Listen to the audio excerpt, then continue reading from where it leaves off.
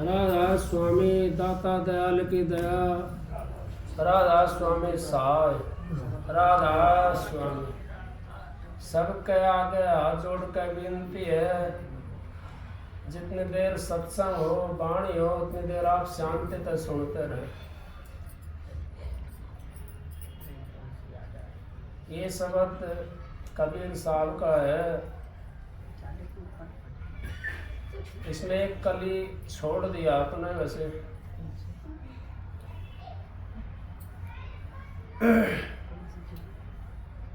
लेकिन महाराज जी परम संत हजूर तारा सिंह जी, उन्होंने कबीर साहब के सारे सत्संग कबीर साहब के शब्द के ऊपर करे हैं, और नानक साहब के शब्द पे भी महाराज जी ने सत्संग करे है। परम संत हजूर तारा चंद जी अगर महाराज नहीं आते तो कबीर साहब की वाणी को समझाने वाला कोई नहीं था, क्योंकि अब तो सारे जितने संत महात्मा हैं सब कबीर साहब की साख तो लिखते हैं, लेकिन समझाने की बात नहीं थी। परम संत हजूर महाराज ताराचंद जी, उन्होंने तो हमारे को इतने आसान तरीके से समझाया है, फिर भी हमारी समझ में एक बात भी नहीं बैठी। क्यों नहीं बैठी? कबीर साहब ने इस शब्द के अंदर कहा है, बलिहारी जाऊं सतगुरु की। अब कितने बलिहारी जाते हैं उस सतगुरु की, कितने उस सतगुरु की पूजा करते हैं, कितने उस मालिक को धोख मारते हैं, कितने उस मालिक का शरण स्पर्श करके और अपने काम पर जाते हैं। क्योंकि हम तो उन चीजों को तो भूल बैठे हैं जो हमारे जीवन को सुधारने वाली है। हम तो उन चीजों में लग गए जो हमारा ना तो यहाँ के साथी हैं और ना वहाँ के साथी हैं। कोई भाग्य होता है जो अपने जीवन को पवित्र ले जाता है। संत सतगुरु ताराचंद जी महाराज, उन्होंने 75 साल की उम्र में चोला छोड़ा, फिर भी देखो आपने देखा होगा 5 साल की उम्र के अंदर वो भक्ति लाइन में चले गए थे। क्या कहिए पहली कली में, कामी क्रोधी लालची गुरु इनसे भक्ति ना होए। कामियत महाराज जी कहते हैं परम संत हजूर साहब, अब कामियत तो एक कोडी का नहीं, अगर लालची है तो एक कोडी का नहीं, और क्रोधी है तो भी एक कोडी का नहीं, और मोह में फंसा बैठा है फिर भी एक कोडी का नहीं। क्योंकि कीमत उसकी होती है जिसमें चमक होती है। अगर चमक नहीं है तो कीमत क्या है? अगर हमारे ऊपर आवरण चढ़े हुए हैं तो हम किसके सामने मुंह लेकर के बोल सकते हैं? अगर हमारे आवरण उतर जाते हैं तो ये आत्मा पवित्र हो जाती है, और सभी यूं कहते हैं आजा भाई मेरे पास बैठ जा, मेरे भी साथ चल। आपने देखा होगा हम संत महात्माओं के शरण लेते हैं, क्यों लेते हैं? उनके पास में क्या चीज है ऐसी? उनके पास में वो चीज है, उन्होंने वो आवरण अपने उतार लिए। काम के, क्रोध के, मोह के, लोभ के, अहंकार के, वो सारे आवरण उन्होंने उतार लिए अपने। हमारे तो आवरण चढ़े हुए हैं, हम फिर कैसे घर जाएंगे? जब तक हम अपने आवरण को उतारेंगे नहीं, तब तक हम उस घर में कैसे पहुंचेंगे? उस घर में अगर हमने जाना है तो अपनी आत्मा को पवित्र करना पड़ेगा। क्योंकि आत्मा अगर हमारी पवित्र होगी तो उस राम से मिल जाएगी। कैसे मिलेगी? एक राम की आत्मा तो पवित्र है, और अगर हमारी आत्मा भी पवित्र होगी तो उस राम से मिल जाएगी। राम की आत्मा पवित्र है, हमारी आत्मा अपवित्र है, तो कैसे मिलेगी?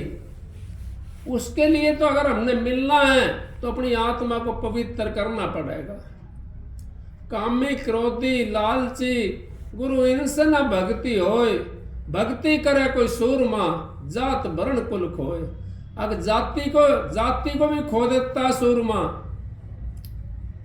और वर्ण को भी खो देता है। कहीं नहीं, कबीर साहब ने भी कही है, मिटा दे अपनी हस्ती को अगर कुछ मर्तबा चाहे, दाना खाक में मिलके गुले गुलजार बनता है। एक दाने को हम रेत में जा करके डाल काटते खेत के अंदर, और वो फिर उस खेत के अंदर जब पड़ जाता रेत के अंदर, अपनी हस्ती जब उसकी मिट जाती है तो उसके अंदर कुंस निकलते हैं।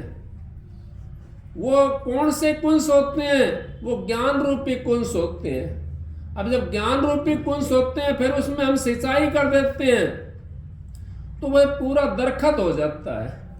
वो दरखत हो जाता है, फिर उस पर फूल आता है, फिर उस पर फल लगना शुरू हो जाता है। इस तरीके से कहिए कबीर साहब ने, कामी, क्रोधी, लालची गुरु इनसे न भक्ति होय, भक्ति करे कोई सूरमा, जात वर्ण कुल खोए। जब अपनी हम जाति के अंदर, हम तो अहंकार के अंदर बैठे रहते हैं। एक भाई कहने लगा, मैं नाम तो किसी का नहीं लेता। वो कहने लगा, अगर भाई क्या ठाकर भी भक्ति कर सकता है? हाँ कर सकता है। कैसे कर सकता है? अब उसने अपने आपे को थोड़ा बदलना पड़ेगा, उसने वो अहंकार को त्यागना पड़ेगा। कैसे त्यागना पड़ेगा? ठाकर वो नहीं था, राम ठाकर नहीं था, रघुवंशी था। बिल्ली के पास में, बिल्ली के तो एक दमनारी थी, उसके झूठे बेर उसने क्यों खाए? क्या जरूरत थी उसको झूठे बेर खाने की? वो तो ठाकर था।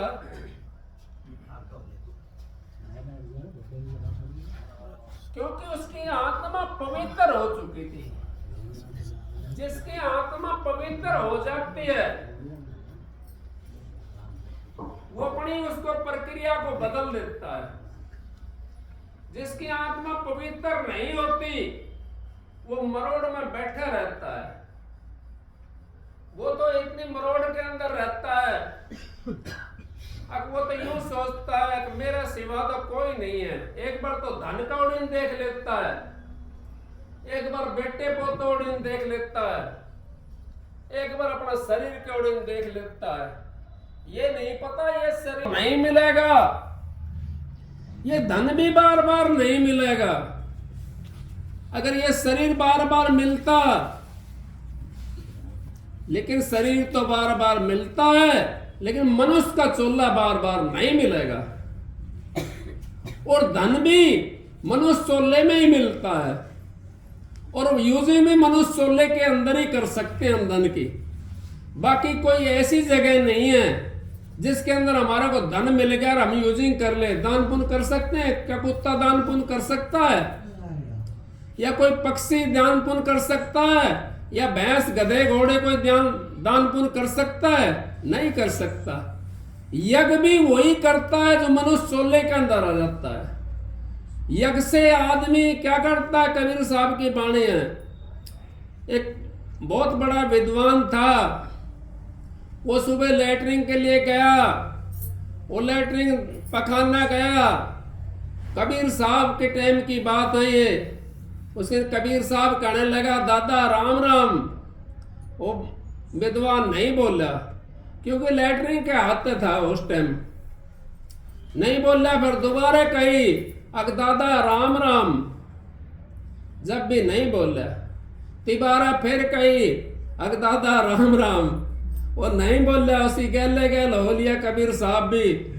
और नदी के ऊपर पहुंच गया। नदी के ऊपर वो दादा ने हाथ धोए, कोड़ा दांतुन करा, फिर कहने लगा, भाई कबीरा राम राम राम राम। बोला, दादा पहले नहीं बोले आप। अब पहले तो भाई मैं जंगल के आता था, अब फिर जंगल के हाथ आपने किस चीज से करे, किस चीज से साफ करे? अब पानी से। अब पानी किस चीज से साफ होता है? अब हवा से। अब हवा किस चीज से साफ होती है? अब होम यज्ञ से। अब होम यज्ञ किस चीज से साफ होता है? अब वो राम के नाम के मंत्र से। अरे भाई मैं वो राम का नाम का मंत्र ही तो ले रहा था, आपने इतना काम करा, एक राम नाम का मंत्र ही तो मैं दे रहा था आपको, वही तो कर रहा था, इतना काम करने की जरूरत नहीं थी।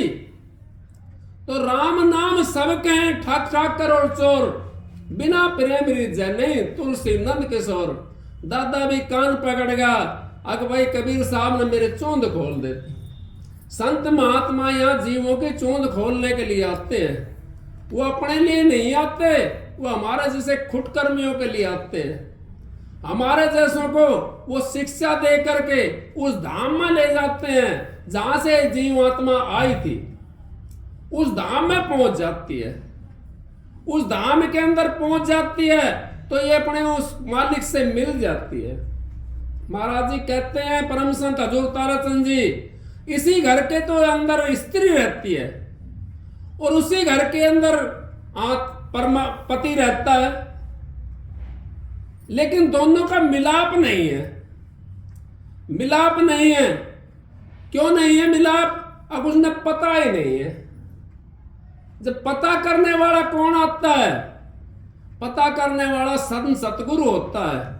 वो बताता है अब तेरा मालिक तेरे अंदर में बैठा हुआ है और तेरी जो आत्मा जो सुरती है वो भी तेरे अंदर में ही है। उस आत्मा को हमने परमात्मा से मिलाना है। अगर हमारी वो आत्मा उस परमात्मा से मिल जाती है तो हमारा इस जन्म का जो है वो हो जाएगा, अब इसका कोई ना कोई उद्धार हो जाएगा जन्म का। ये किस लिए आया था? ये इसीलिए आया था, ये उद्धार करने के लिए। मनुष्य चोला हमारे को बार बार नहीं मिलता। मनुष्य चोला तो 184 जिया जोन भुगतने के बाद में एक दफा मिलता है, और फिर भी हम क्या करते हैं? हम तो ये करते हैं कि भाई बेटे की दुकान करवा दूं, बेटे के लिए कोठी बना दूं, बेटे के लिए इतनी जमीन खरीद दूं। अरे भाई उसके पीछे तो लग रहा है, उसको तो करना चाहिए क्योंकि हमारा फर्ज है, लेकिन ये भी हमने सोचना चाहिए कि हमने अपने लिए क्या करा, हम अपने लिए कर क्या रहे हैं?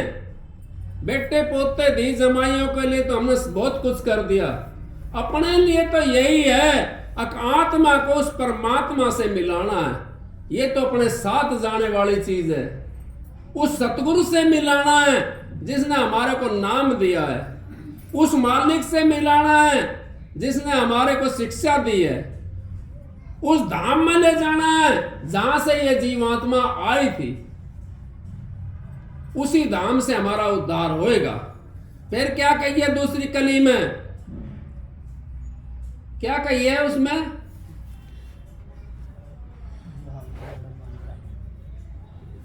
बाग बिगाड़े बांदरा, सभा बिगाड़ी, बाग बिगाड़े बांदरा। और दूसरी कली है। तो देखो ये कितनी कबीर साहब की बात है, कबीर साहब का शब्द था ये। इन्होंने कबीर साहब की वाणी कही है, पहले तो कामी क्रोधी लालची गुरु इनसे न भक्ति होए, फिर भक्ति करे कोई सूरमा जात वर्ण कुल खोए। सूरमा जो होता है ना वो भक्ति करता है, वो ना तो जाति के बनता और ना वर्ण के बनता। वर्ण तो मनु महाराज जी ने 4 उसके अंदर बताए हैं, 4 वर्ण के अंदर बांट दिया इस संसार को, और फिर उन्होंने संसार को नहीं बांटा था, ये तो पेट के पुजारियों ने बांटा संसार को। जो अपनी पेट की आस्था रखते थे उन्होंने ये संसार को बांट दिया। मनु महाराज ने तो 4 वर्ण के अंदर ये शरीर को बांटा था। अब पैरों को तो शूद्र का दर्जा दिया था और पेट को दिया था हमारे को वैश्य का दर्जा, और मस्तक को दिया था ब्राह्मण का दर्जा, और हाथों को दिया था क्षत्रिय का दर्जा। 4 वर्ण के अंदर ये बांट दिया, 4 उसके अंदर हमारे को दे दिया। अब आप देखते होंगे जब खाते हैं हम, वो कहां जाता है? वो पेट में जाता है सीधा, वो उस वैश्य के पास जाता है, उस बनिए के पास में जाता है, और फिर बनिया उसको डिस्ट्रीब्यूट करके वो सारे शरीर को देता है। वो पैरों को भी देगा, हाथों को भी देगा, और ब्राह्मण को भी देगा, और अपने लिए भी कुछ रखेगा। फिर कहां चला जाता है? वो सब जगह बढ़ जाता है। उसको कहते हैं वैश्य। क्षत्रिय किसको कहते हैं? क्षत्रिय उसको कहते हैं जो सारी चीज को संभालता है। बिगर हाथ के हम कमा नहीं सकते, बिगर हाथ के हम पैरों की रक्षा नहीं कर सकते, अपने ब्राह्मण को भी नहीं संभाल सकते, अपने वैश्य को भी नहीं संभाल सकते, किसी को नहीं कर सकते। क्षत्रिय उसको कह दिया जो रक्षा करने वाला है। ब्राह्मण उसको कह दिया अगर हमारी बुद्धि नहीं हो, दिमाग के अंदर, सर के अंदर अगर दिमाग नहीं हो, तो हम मेंटल कमाना शुरू कर देते हैं, या यूं कह देंगे भाई तो बहुत भोला, इसको तो भाई इतनी अकल नहीं है। अगर पैर नहीं हो तो इस शरीर को फिर कौन उठा के ले जाएगा? ये पैर ही तो लेके चलते हैं इसको, अच्छाई में बुराई में जहां भी जाना है वहां पैर ही लेकर के जाएंगे। ये पैर पहुंच जाते हैं हर जगह, उसको शूद्र बोल दिया। ये तो मनु महाराज जी ने हमारे शरीर के ऊपर बनाए थे, लेकिन हम जो पेट के पुजारी थे, जिन्होंने अपना रोजगार बनाना था, उन्होंने इनको बांट दिया कि ये तो ब्राह्मण है, ये क्षत्रिय है, ये वैश्य है, ये शूद्र है। बांट दिया संसार को, सारे 4 वर्ण के अंदर कर दिया इनको, 4 वर्णों के अंदर कर दिया। इसी के अंदर सारी जातियां आ जाती हैं। लेकिन महाराज जी परम संत हजूर ताराचंद जी ये कहते थे, जाति तो एक ही है, आत्मा और परमात्मा। जाति तो एक ही है, स्त्री और पुरुष, स्त्री और पुरुष एक ही जाति है। इसी करके महाराज जी परम संत हजूर ताराचंद जी किसी जाति वाले से भेदभाव नहीं रखते थे। और उनके तो आपने देखा होगा, सुना भी होगा, महाराज जी को कह दिया था पानी में नहीं भरने दिया कुएं से, क्योंकि कहते थे आपके पास तो नीची जाति वाले आकर के बैठते हैं। आर्य समाजियों ने ये काम करा था, और फिर उन्होंने आर्य समाजियों ने फिर बाद में उनका साथ दिया महाराज जी का। कहने लगे जी हमारे से तो गलती हो गई, हम तो समझ नहीं पाए थे। फिर देखो आप किसके लिए आप काम करते हो, किसके लिए वो करते हो, आप क्यों जोड़ते हो इतना? क्या आपके साथ जाएगा? नहीं जाएगा। हमने कमा कर तो खाना चाहिए। कोई भी संत महात्मा ये नहीं कहता आप कमा करके मत खाओ। सभी संत महात्माओं ने, सभी ने इशारा दिया है अब बिना कमाए तो भाई भक्ति नहीं हो सकती। महाराज जी कहते थे अगर भाई ये कान पड़वा लेते हैं, ये तो ना तो घर के रहते और ना आगे के रहते। क्यों? अगर मांगने खाने वाली चीज ले लेते हैं, अगर वो कमा कर खाना सीख जाएं तो भक्ति भी कर सकते हैं, उस लाइन की, उस लाइन पर चल भी सकते हैं। नहीं तो उस लाइन पर नहीं चल सकते। उस लाइन पे अगर हमने चलना है तो अपने आप को फिर पवित्र करना पड़ेगा। अपनी कमाई का अन्न खाएंगे हम तो हमारी आत्मा पवित्र हो जाएगी। अगर हम हराम में खाएंगे तो हमारी आत्मा पवित्र नहीं हो सकती, फिर वो तो ऐसा ही मिलेगा आपको। फिर आपको ना तो भजन कर सकते, ना आप किसी का भला कर सकते। अगर हमने अपनी भलाई चाहनी है, अपना भजन करना है, उस परमात्मा का नाम लेना है, तो हमने पवित्र शुद्ध कमाई खानी पड़ेगी। शुद्ध कमाई जब हमने खानी शुरू कर दी तो सने सने फिर हमारी आत्मा साफ हो जाएगी। जैसे वो वेदों के मंत्र से हो या फलाने से हो, इसी तरीके से वो आत्मा साफ हो जाएगी। और आत्मा जब साफ होगी तो वो इतनी हल्की हो जाती है जैसे फूल की तरह, और वो उस परमात्मा से मिल जाती है। एक फूल होता है, उसके अंदर से खुशबू आती है। क्या किसी ने खुशबू निकलती देखी है? नहीं देखी। पर लेकिन कहां से आती है वो उस फूल से आती है। वो सुगंधी उस फूल से आती है। इसी तरीके से उन संत महात्माओं में भी जो शुद्ध कमाई का अन्न खाते हैं, महाराज जी कहते थे एक बार चले गए कहीं सत्संग के लिए, वो बहन जी थी, वो बेचारी बटन लगाया करती कमीजों के अंदर, कुर्तों के अंदर, और जनानी कपड़ों में भी वो बटन लगाती थी। वो बेचारी गई और उसने कई कमीजों का बटन लगाए और उसका प्रसाद लेकर के आई। महाराज जी कहने लगे श्याम को जब प्रसाद लिया तो संत महात्माओं के अंदर कला तो होती है। कहने लगे अगर बहन जी आप ये जो प्रसाद बनाया है ये कहां से बनाया है? अब उसने बेचारी का डर चढ़ गया, कहने लगी कोई ना कोई गड़बड़ होगी बात। महाराज जी कहने लगे नहीं बेबे कोई गड़बड़ कोई ऐसी बात नहीं है, आप यूं बताओ ये कहां से लाई आप प्रसाद जो आपने बनाया? अगर महाराज जी मैं तो बटन लगाती हूं कमीजों के अंदर और उसके मैंने पैसे इकट्ठे कर रखे थे, ये नो बोला धन है। तो ऐसी अगर हम कमाई खाते हैं तो अगले का उद्धार भी हो जाएगा और हमारा भी उद्धार हो जाएगा। लेकिन हम क्या करते हैं?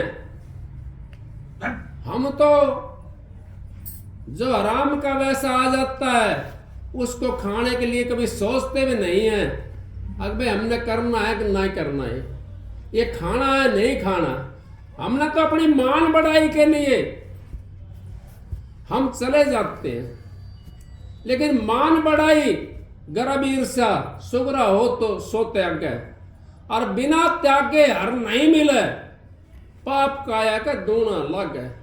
अब इस काया का दूना पाप लग जाता है अगर हम इस मान बढ़ाई को नहीं तजेंगे, अगर सुगरापन हम नहीं लाएंगे तो हमारे को ये पाप जुगो जुगो तक नरकों में ले जाएगा। इसी करके परम संत हजूर ताराचंद जी महाराज हमारे को यही शिक्षा देते थे कि अपनी कमाई का शुद्ध अन्न खाया करो। आपने भजन करना है, शुद्ध कमाई का अन्न खाते हैं तो हमारा भजन भी बढ़ जाएगा और हमारी बुद्धि भी ठीक हो जाएगी, और हम फिर आगे अपने बच्चों को भी शिक्षा दे सकते हैं। बच्चा मानो ना मानो तो उनका काम है, हमारा तो काम है उनको बताना। वो माने तो उसकी मर्जी, ना माने उसकी मर्जी। संत महात्मा किसी को डंडा लेके पाठ पढ़ाते हैं, किसी को डंडा लेके पाठ नहीं पढ़ाते। वो तो बताते हैं भाई आप ऐसे कर लो, आप इस तरीके से चल पड़ो तो आपका उद्धार हो जाएगा। फिर इस शब्द में क्या कहा तीसरी कली के अंदर? अब बाग बिगाड़ो बांद्रा, गुरु सभा बिगाड़ी कूर, भक्ति बिगाड़ी लालची, और केसर कर दी धूल। कैसे? हमारे को वो केसर मिली हुई है। केसर का पेड़ हमारे यहाँ लगाया है, लक्ष्मण ने लगा हुआ है यहाँ। एक केसर का पेड़ यहाँ पे लगा हुआ है। केसर कर दी धूल, बाग बिगाड़ो बांद्रा। बंदर ना आप कितना सुथरा बाग के अंदर बैठा दो ले जा करके, लेकिन उसमें थोड़ी देर तो बैठेगा वो। अगर वो खोल दिया ना तो सारे बाग, कदे उस पर पेड़ पर चढ़ेगा, कदे उस पर चढ़ेगा, और सारे बाग को बिगाड़ देता है। ऐसे जो नुगरा मानस होता है, जिसकी बंदर जैसी वृत्ति होती है, वो नाम लेकर के भी नहीं सुधर सकता। नाम लेकर के तो वही सुधरेगा जिसने अपनी आत्मा को पवित्र कर लिया।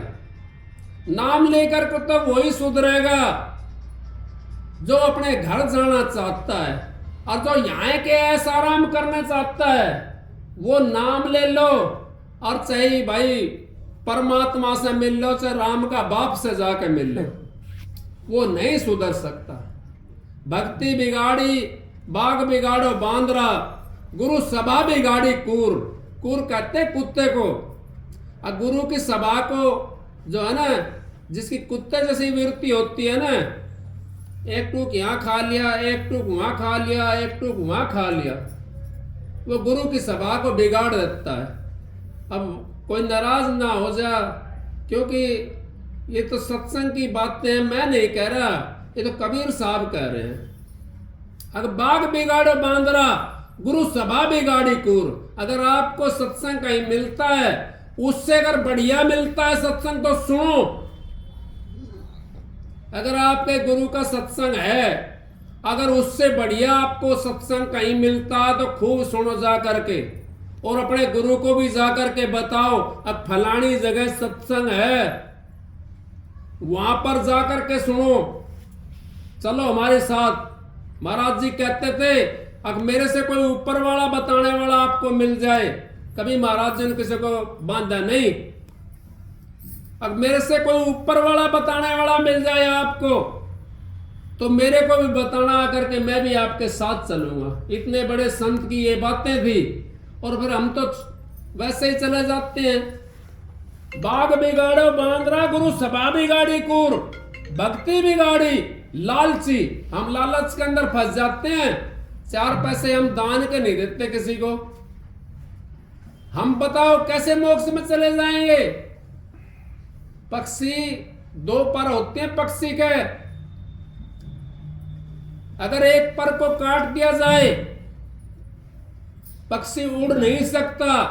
हमारे भी एक पर भक्ति की होती है और एक दान पुण्य की होती है।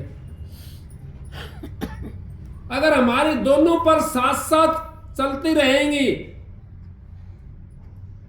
तो उस हमारी भक्ति भी बढ़ जाएगी। दान भी करना बहुत जरूरी है, लेकिन दान ऐसे को मत दो। महाराज जी कहते हैं, बहन जी भी यही कहती हैं, धापे का तो जो है ना ब्राह्मण का भी पुण्य नहीं, और भूखे का तो भाई गरीब का ही पुण्य हो जाए। भूखे का तो गरीब को खिला दो, उसका भी पुण्य हो जाएगा। और वैद्य जी भी यही कहते थे, अगर भाई 1 मुट्ठी 2 मुट्ठी दाना कबूतरन डाल दे करो, जनावरन डाल दे करो, गौशाला में डालिया करो जा करके, तो हमारा वो उद्धार हो जाएगा। उससे हमारी बहुत व्याधा कट जाती है। शरीर का जो दुख होता है वो हमारा वैसे इन चीजों से कट जाता है। कैसे कट जाता है? जैसे साबुन लगाते कपड़े के ऊपर, तो इसी कपड़े पर साबुन लगाने वाला ही काम करता है। हमें दुख भी होगा तो महसूस नहीं होगा, क्योंकि हमारी वो जो आत्मा खुश होती है ना, जो हम पुण्य करके खुशी मिलती है। पुण्य करते हम कहीं कुछ जा करके, कुछ आदमी है जो गाते रहते हैं, मैं इतना कर आया, इतना कर आया। गाना नहीं चाहिए। पुण्य ऐसा होना चाहिए जैसे बेल चलती है, बेल बढ़ती दिखती है किसी ने? नहीं दिखती। साधु सुमरण करता देखता है कोई? नहीं दिखता। साधु न देखा सुमरता, चलती ना देखी बेल। ये कुदरत का खेल। इसी तरीके से पुण्य को भी इसी चीज के अंदर लगाओ। अब हमने जो पुण्य करना है वो किसी को पता ना पड़ा, चुपचाप ने जहां करना वहां कर आए जा करके, उससे हमारा बहुत उद्धार हो जाता है। क्यों हो जाता है उससे उद्धार? हमारी कहीं, मैं तो अपने ही बताता हूं, मेरे को औरों को नहीं पता। कोई बीमारी अगर होती है हमारी और हमने अपना पक्का दृढ़ करके और उस पुण्य को स्वार्थ की जगह में दे दिया ना, तो वो पुण्य नहीं लगेगा। अगर वो निस्वार्थ की जगह में दिया आपने तो पुण्य लग जाएगा। क्यों लग जाएगा पुण्य? अब कोई आपकी बीमारी होती है ना, अगर आपने पुण्य कर दिया, आपने डॉक्टर को देने 10,000 बता दिया, किसी ने ऑपरेशन का 50,000 बता दिया ऑपरेशन का, मैं गारंटी लेता हूं इस बात की, आप वो 50,000 को ऐसी जगह पुण्य में लगाओ, आपने ऑपरेशन करवाना नहीं पड़ेगा। अगर फिर भी करवाना पड़ता है तो यूं समझो हमारा कोई ऐसा पिछला जो कर्म है वो उसका दंड हम भर रहे हैं। और नहीं तो ऑपरेशन महाराज जी के पास में ऐसे थे जीव जिनको कैंसर था और डॉक्टरों ने ये कह दिया अब भाई तेरे को तो कैंसर है, कैंसर के कैंसर ठीक हो गए। क्योंकि विधि होती है संत महात्माओं के पास में। बीमारी कहां से आती है? बीमारी हमारे कर्मों से आती है। इस शरीर के अंदर 33,000 करोड़ मेख बताते हैं संत महात्मा। अब आप यूं कहो कहां रखे हैं वे? आपने पता किसी हाथ में दर्द हो जाए, क्या पता पड़ेगा कहां से आया दर्द? वो कान में दर्द हो जाए, कहां से आया दर्द? वो जाड़ में दर्द हो जाए, कहां से आया? कंधे में दर्द हो जाए, कहां से आया? पैर में दर्द होगा, कहां से आया? कौन सी मेख मारी, किसने मारी उसको? ये सारी चीज हमारे अंदर में है। और जब हम पुण्य करके आते हैं तो हमारी आत्मा इतनी खुश होती है पुण्य करने से। भाई तूने तो आज इतना पुण्य कर दिया, कितनी खुशी मिलेगी। वो दुख हमारा, वो जो खुशी होती है हमारी,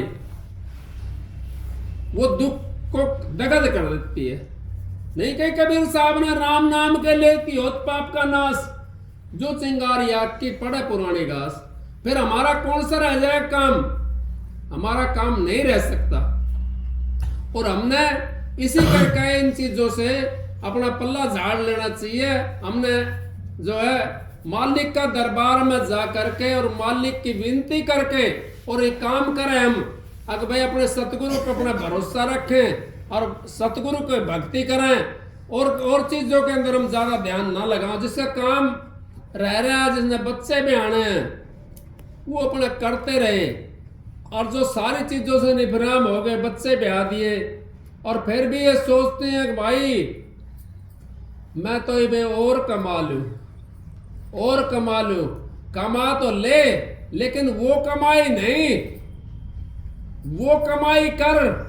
अगर दरवाजा पर बैठ जा डंडा लेकर चौकीदार वाली, दूसरा का चौकीदार मत ना बना। भाई तेरे नहीं कह रहे हूं, दूसरा का चौकीदार मत बन, अपना चौकीदारा कर। अब मेरा घर में कितना लग रहा है चोर, वह खाली कर लग रहा है, माल ने लूटने लग रहा है। ये 5 चोर तो बड़ा भारी है। ये 5 चोर इतना कह भारी है कि ये सारा माल ना लूट लूट कर ले जा रहे हैं। अपना को चौकीदारों नहीं कर रहे हम तो दूसरा का दरवाजा पर बैठे हैं चौकीदार करने के लिए। जब अपना दरवाजा पर चौकीदारों करेगा तो हमारा माल ना कार्ड कौन ले जाएगा? चोर की ना दोस्त बतावे, माल की अपना की रखवाली ना करें। क्यों चादर तान का सो जा, शान ने खा लियो ज्यादा और सुबह तक सड़ का मार का सोता रहा, फिर भजन किस टाइम करोगा? चौकीदारों किस टाइम करोगा? वो तो लग जाए रात में वे सारा जो है ना इतना भयंकर है ये रात में लग जाते हैं। भक्ति करनी है, दिन में जरूरी नहीं, दिन में अपना काम धंधा करो, रात में बैठ जाओ भक्ति करने के लिए। कम खा लो शाम में, थोड़ा सा कम खाओगा नींद कम आवेगी, नींद कम आवेगी तो परमात्मा का नाम लोगा, या दुख में लो या सुख में लो, लेना तो पड़ेगा। अबे नींद ना आ रही, मालिक नींद क्यों ना आ रही, मालिक नींद क्यों ना आ रही, लेगा ना नाम। इसी तरीके से हम उस अपनी इसको बदल सकते हैं क्रिया को, लेकिन हम समझ नहीं सकते। अगर भाई हम क्यों ना समझें, अगर हम तो दूसरा के रखवाड़े में लग रहे हैं, अपना माल की रखवाड़ी नहीं कर रहे, दूसरे की पात की रखवाड़ी बताओ कैसे करेंगे। दूसरा की पात की रखवाड़ी जब कर सकें जब अपना की रखवाड़ी करें।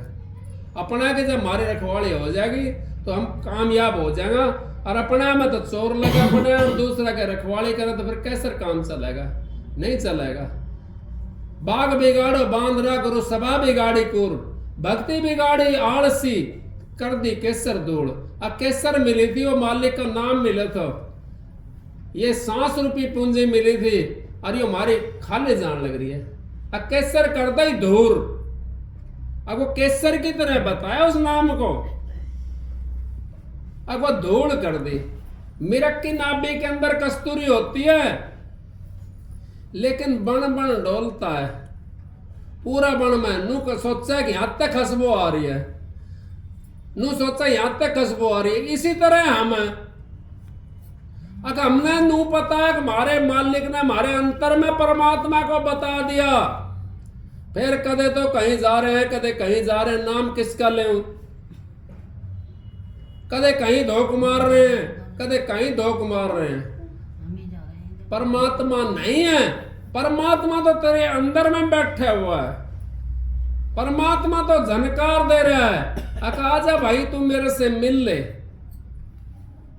मैं तेरे लिए तो हूं यहां। लेकिन हम तो बाहर की आंख से देखते हैं। महाराज जी कहते हैं बाहर की जो आंख देखती सारा झगड़ा झूठा है, अंतर की आंखों से देखो घट में खेल अनूठा है। मन माया की फिरे दुआई 5-25 सुन लूटा है, तारा चंद भव सागर तिरगे सतगुरु सिर पर खूंटा है। अगर अपने सतगुरु को अपने मस्तक से उतरने ना दो, अपने मस्तक पर रखो सतगुरु को, गुरु को मस्तक राखिए और चलिए आज्ञा माए। कह कबीर दास को 3 लोक बहना है। अभी हम तो 1 लोक 3 लोक की कह दी, हम तो 1 लोक में तो है, पृथ्वी लोक में, ना तो पाताल में है ना आकाश में, पर 3 लोक भय नहीं बताया। फिर भय आप किस चीज का मानते हो? जो सतगुरु को अपने मस्तक के ऊपर नहीं रखता, भय वो मानता है और वो भयवान हो जाता है। और जो अपने गुरु की आज्ञा में रहता है, जो अपने गुरु को मस्तक पर रखता है, वो कभी भय नहीं मानता। वो कितनी आग लग रही हो, भाई शब्द गा रहा था, आग लगी आकाश में झड़ पड़े अंगार, संत ना होते जगत में तो जड़ मरता संसार। ये वाक्य में सही बात है। अगर संत महात्मा इस जगत के अंदर नहीं आते तो हमारे को शिक्षा कहां से मिलती, हमारे कौन बताता? अब परमात्मा भी है, कोई बताने वाला नहीं था। संत महात्मा ही हमारे को आकर के चेतावनी देते हैं, अगर भाई तू चेत ले, मिरक की नाभि के अंदर कस्तूरी है, लेकिन वो बन बन डोलता भागा। और जब कोई चेताने वाला मिल जाता है उसको, तो फिर वो वहां फिर रुक जाता है।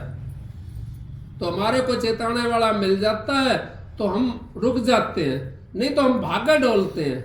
और आपने ये देखा होगा, बहुत सी दुनिया तो भागे भाग लग रही है। मैं एक बार हरिद्वार चला गया, 2-3 बार गया हूँ हरिद्वार। तो मैं वो भाई थे कुछ महात्मा है वहां पर हरिद्वार के अंदर, जो सारा दिन भागते रहते हैं। एक डंडा सा घाल लेते हैं, उसके अंदर एक पीला सा कपड़ा में भगमा सा कपड़ा कमाए, और सारा दिन वो डंडा ठाट भागा डोल रहे हैं। सुबह शांत। मैं महात्मा को बुराई नहीं कर रहा हूं किसी की, अगर कोई नो सोच रहा बुराई कर रहा है, लेकिन भागने से परमात्मा नहीं मिलेगा। ये रोज सारा दिन ना भागा डोल रहा है।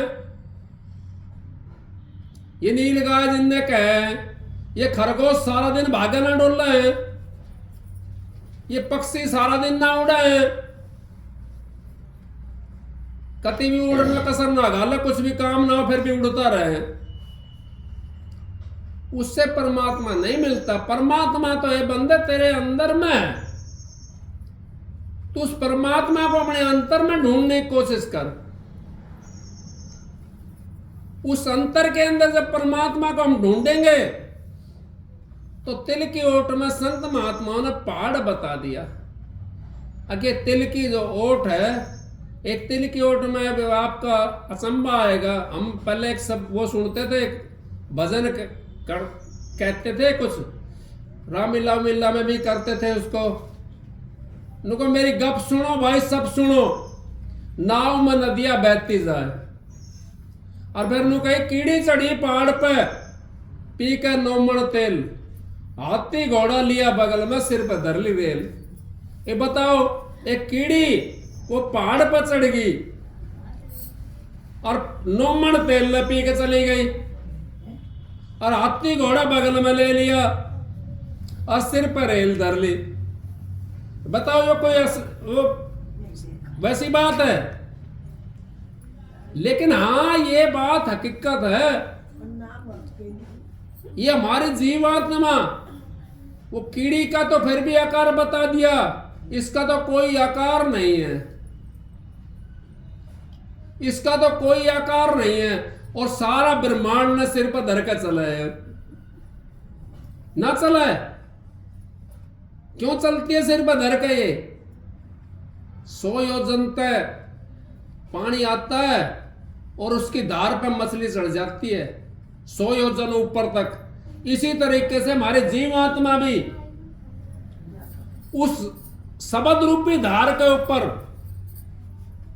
ये नीचे से उस शब्द रूपी धार पर चलती है, और कितनी बार नीचे जाती है और कितनी बार ऊपर चढ़ती है। जैसे मछली कभी नीचे पड़ जाएगी, कभी ऊपर चढ़ जाएगी, कभी नीचे जाएगी, नाव लहरा उसके अंदर नो करते चले। इसी तरीके से हमारे को ये जीवात्मा का ये वर्णन करा संत महात्माओं ने। और संत महात्मा जो वर्णन कर दिया हमने, संत की वाणी अगर झूठी भी हो तो भी सच्ची करके जाने। झूठी नहीं होती संत की वाणी, वो तो साख लेते हैं इन चीजों की। हम सेटरिंग करते हैं, मकान बनाते हैं, उसके नीचे सेटरिंग लगा दी, ऊपर से रोड डाल दी, सीमेंट डाल दिया, सरिया डाल दिया, फिर 15 दिन में जब पक जाता तो उसको सेटरिंग को हटा देते हैं। तो ये साख जो देते हैं संत महात्मा, ये हमारा सेटरिंग का काम करती है। जब अपनी साख को उसको पका लो जब छत को, तो सेटरिंग को हटा दो नीचे से, छत रुक जाएगी वहीं पे। इसी तरीके से परम संत हजूर ताराचंद जी महाराज हमारे को ये उन्होंने शिक्षा दी। फिर क्या कही है चौथी कली में? क्या कही? कबीरा मारी मानगढ़, गुरु जीती चारों खान, और ज्ञान कुल्हाड़ा कूद बनन को काट किया मैदान। जब तक हम झाड़ के खेत में बढ़ रहे हैं, झाड़ खड़े हैं, चौमासे खड़े हैं, कटड़ी खड़ी हैं, और चीज कई चीज होती है उसके अंदर, कई ऐसे सत्यानाशन कटड़ी हो, थोड़ा सा कांटा लग जाए ना, घनी देर चिरमिराट हो गए। अगर हमारे हाथ में गंडासी हो, और गंडासी आपको दे रखी है संत महात्माओं ने, कबीरा मारी मानगढ़, गुरु जीती चारू खान। चारू खान जीत करके गुरु बनता है, वैसे नहीं बनता। अब चारू खान जीत लेता वो गुरु होता है। अब तो क्या है, एक भी खान नहीं जीतती, गुरु बने बैठे हैं, चेला बनने को तैयार नहीं है। एक भी खान नहीं जीतती। कौन सी खान? यो खान भी नहीं जीतती। अगम की तो देखी बढ़ती जाएगी, तो कैसे काम चलेगा? और ज्ञान रूपी गंडासी हमने ले ली, जो नाम रूपी गंडासी है।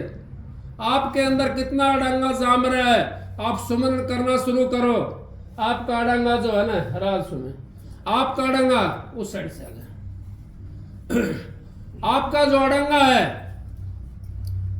वो सारा कट जाएगा। जब आप सुमरण करोगा तो आपका जो ये विकार है ये सारा धीरे धीरे कर करके और आपका ठीक हो जाएगा, और ये विकार आपका आपने उस अड़ंगे से निकाल देगा। इस 3 लोक से आपको निकाल देगा, और चौथे लोक के अंदर आपको वो जा करके शांति दे देंगे, आपको उस परमात्मा से मिला देंगे। वो ज्ञान रूपी जो नाम मिलता हमारे को, वही हमारे को परमात्मा से मिलाता है, वही हमारे को सतगुरु से मिलाता है, वही हमारे को शब्द से मिलाता है। तो शब्द तो देते हैं और बिना कमाई का दे दिया जाए किसी के लिए। कमाई का नाम होता है संत महात्माओं का, बिना कमाई का नहीं होता। गुरु जीती चारों खान, कबीरा मारी मानगढ़ गुरु जीती चारों खान। ज्ञान को हड़ा कोप द्रोण को काट किया मैदान। अब वो गड़ासी नाम रूपी जिसके पास में गड़ासी है, वो अपने उस मैदान काट करके मैदान कर लेगा, वो झाड़ झोपड़न काट करके, और उसमें फिर फूल बो, और चाहे भाई उसके अंदर आम बो, चाहे उसके अंदर गंडा बो, कुछ ही बो, फिर वो आपका जो बोगे वो जामिया होगा। और झाड़ा में डांस का खेत उसमें घेर दिया, कांस का खेत में बीज घेर दिया जा करके, तो कहाँ जामेगा, कांस जामने ना दे उसने। पहले हमने वो जो झाड़ है ना वे काटना पड़ाना, और झाड़ काट लिया हमने नाम रूपी, उसमें करत करत अभ्यास के जड़बत हो सुजान। रसरी आवत जात है सिल पर करत निशान। अगर रसरी आवत जात है सिल पर करत निशान, अगर वो सिल के अंदर निशान कर लेती है, तो अभ्यास अपने करते रहो। सत्संग तो इतना बहुत है, सबको राधा स्वामी। एक शब्द सुनाता हूँ।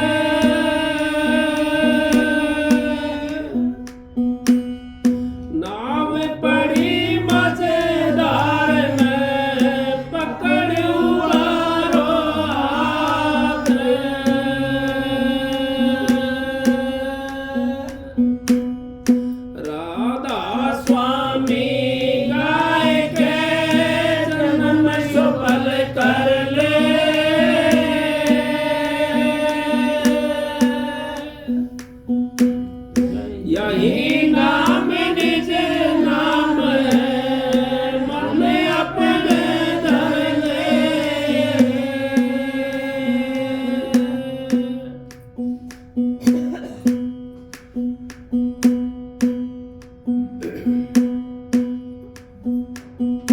गुरु ध्यान में धरो तुम मन में,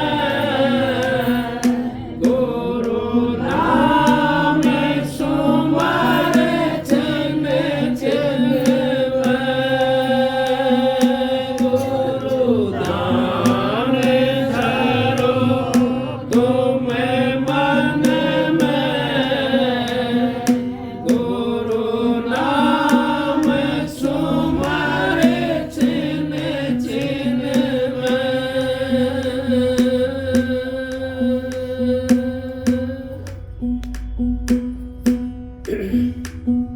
गुरु ही गुरु गाओ भाई, मेरे गुरु ही होव सहाई।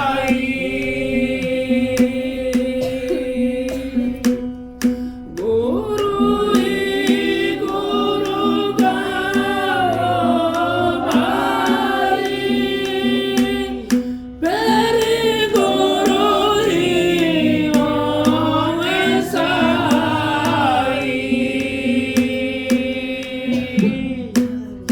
गुरु ध्यान धरो तुम मन में,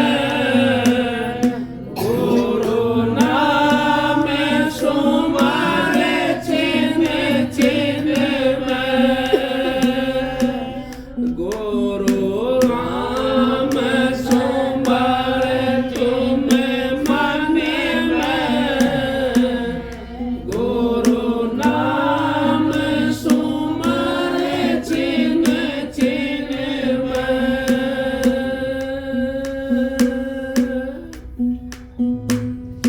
जितने पद ऊंचे नीचे, सतगुरु बिन कोई नहीं पहुँचे। जितने पद ऊंचे नीचे, सतगुरु बिन कोई नहीं पहुँचे। गुरु ध्यान धरो तुम मन में, गुरु नाम सुमर छिन छिन में। गुरु ध्यान धरो तुम मन में, गुरु नाम सुमर छिन छिन में। गुरु ही घट भेद बताया, गुरु सोन शिखर को चढ़ाया।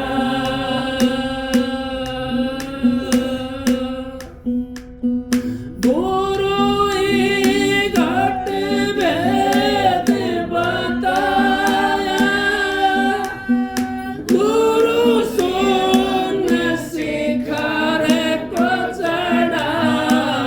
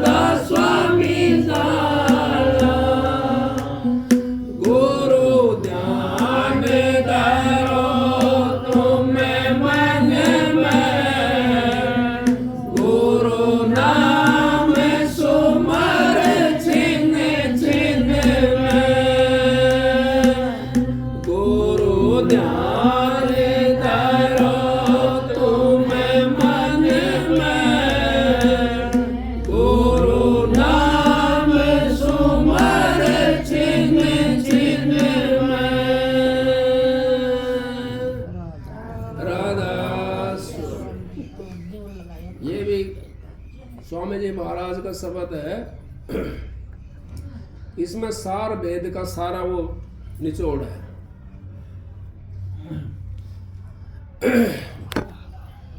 सार वेद का इसमें सारा निचोड़ दे दिया महाराज जी ने।